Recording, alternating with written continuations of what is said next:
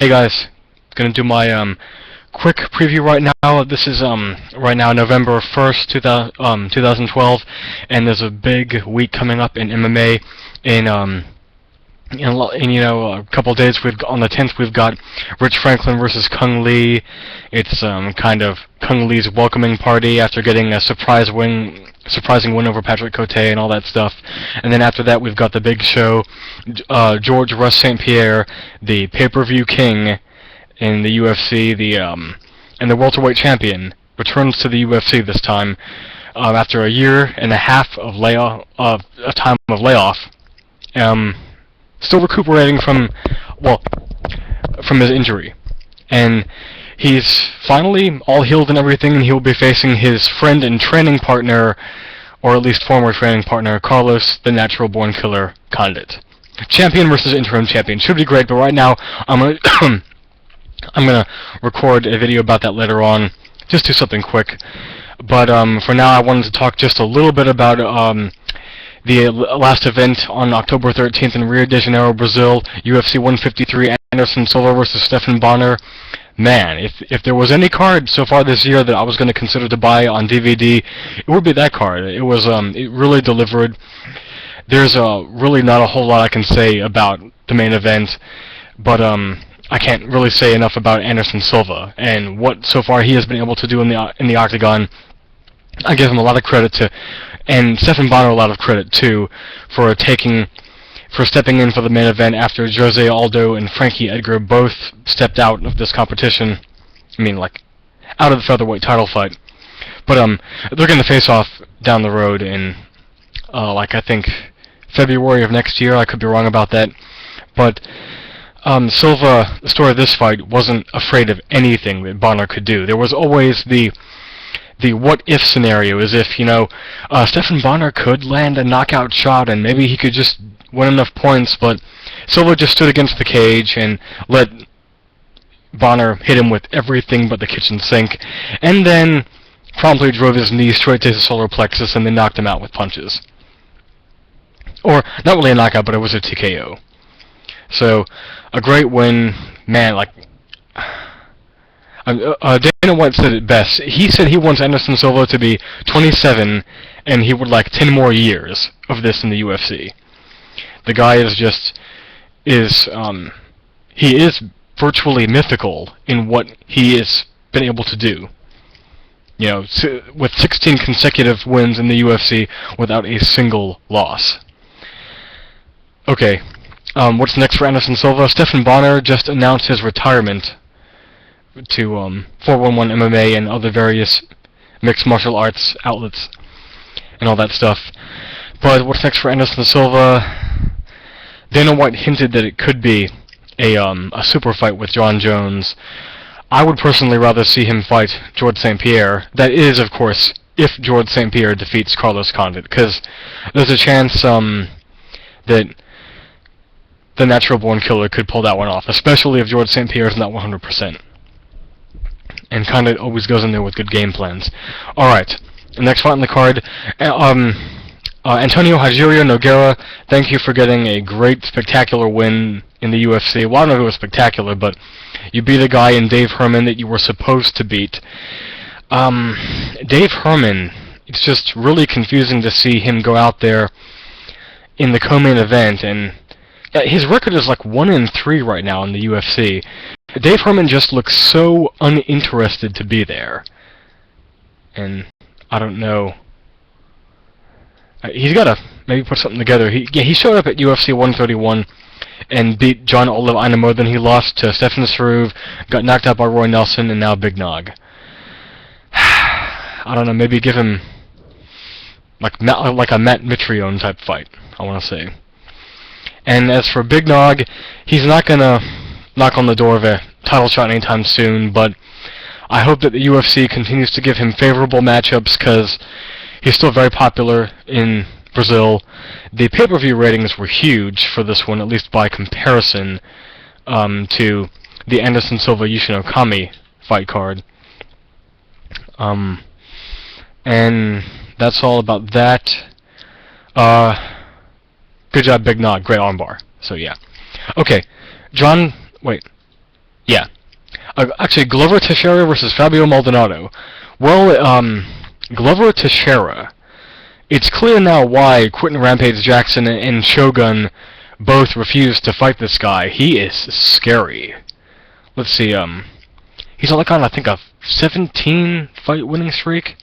Long winning streak, and he's finished most of them. He is now 2-0 in the UFC. He submitted Kyle Kingsbury, and he got a doctor stoppage over Fabio Maldonado. Wow, you know, for Fabio Maldonado, he's probably not going to get cut by the UFC, but I don't know what was in his chin to allow him to take that kind of punishment.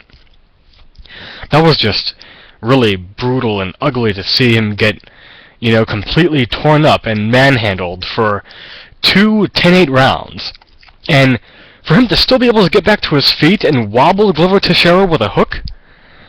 Wow, that would have been insane if he had actually pulled off the finish late in the first round. But the doctor did the right thing, stepped in there, stopped that fight, did his job well. So, and real talk though, I'd like to see Glover Teixeira fight John Jones. I'd still pick Jones in that one. But if there's anyone out there who could do a good job of stuffing John Jones's takedown attempts and at the same time doing some serious damage on him and finding his chin over and over again, Glover Teixeira is really shaping up to be that guy. Alright, now the rest of the card, the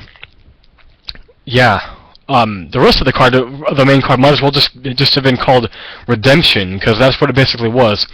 Not even John Fitch, Phil Davis, and Damian Maia could ruin the main card here. John Fitch and Eric John Fitch, it had been since UFC 117 since you had gotten a win, but I just want to say, great job going in here. I picked you to win this fight against Eric Silva, and you went out there, you showed great heart and toughness, and Eric Silva showed a lot of skill and technique also, but man, John Fitch was doing a lot of things like going for arm bars and chokes and not just holding Silva to the ground. Fitch, you know, despite that quick loss to Johnny Hendricks, he is still a force to be reckoned with at 170. And that's not to say anything bad against the talent that is Eric Silva. He is still a very promising prospect. This is just kind of like the very first meetup between Matt Hughes and George St. Pierre, I think, where Silva just, after the first round and a half, he basically gassed and he was fighting purely on technique and heart, and he's got a lot of promising things too. Excuse me. And I was really surprised. It looked like he was almost close to finishing off John Fitch with that rear naked choke attempt, like near the end of the second round. It seemed like he almost had it, but Fitch again showed us why he's virtually unchokeable. Alright, and in the second to last fight of the card, Phil Davis versus Wagner Prado. I still haven't seen the first fight between these two guys. I picked Phil Davis to win this one, and you know, all in all, Phil Davis, very impressive. The work you did on Wagner Prado, just the wrestling clinic, the control, the striking, the slamming. You were very calculated, very busy, and you really impressed a lot of people. And you're going to be facing off against Forrest Griffin, and I really like you in that fight too, in what will probably be Forrest Griffin's last fight in mixed martial arts. It was great to see that Anaconda choke back that you got so much. That's a slick move. That should have won submission of the night, in my opinion. Either that or Damian Maia's neck crank of Rick Story. Wow, Damian Maia, since going to welterweight, he has looked completely reinvented, and he's got this whole new confidence about him. I picked Rick Story to win this one because I just felt that Rick Story was going to be too big and too gritty and tough, and Maia sometimes looks like he's not altogether there, and he hadn't been submitting people, but he went in there and he just took Rick Story's neck and cranked it until he tapped out. Man, very nasty stuff, and I'm looking forward to seeing him fight again at welterweight, which is something that I didn't think I would have had to have said after a while. This is also, let me see, Damian Maia. He'd been kind of on a win-loss record. I picked him to lose against Dong Hyun Kim. He got that win, even though it was almost a fluke since Kim injured his ribs in it. And then he neck cranked Rick Story at So who can he take on next? Maybe Jake Ellenberger. Yeah, that could be good. And Maia just might actually win that one. Okay. And for the rest of the card, let me see. Yeah, that was Damian Maia's first submission win since he choked out Chael Sonnen at UFC 95 in February of 2009. So it had been a while for the jiu-jitsu talent. Okay. As for Rick Story, this is a tough roadblock for him because he was kind of, riding high on a lot of people's lists after he got that surprising win over Thiago Alves. He lost to Martin Kampmann also for this, so maybe Rick Story could go up to middleweight. Alright, and Hani Mariano Bezerra got knockout of the night over San Cecilia. Gleison Tibau beat Francisco Trinaldo. Diego Brandao also won. That's good. Sergio Moraes won. So did Chris Camozzi and Cristiano Marcelo. I think it's time for the UFC to cut Luis Kane. I don't think he's really done enough. Alright. Fight of the night went to John Fitch and Eric Silva. Imagine that, a John Fitch fight being fight of the night. Yeah. Sorry, no disrespect to John Fitch. Yeah. Knockout of that went to Ronnie, went to Bezerra, and submission of the night went to Nogueira. Okay. Next up, we've got Franklin versus Lee, and GSP versus the Natural Born Killer, along with a fight that I'm really looking forward to, the co-main event on the UFC 154 card, Martin Kampmann versus Johnny Hendricks. I'm just gonna, my sneak preview for that's gonna be this.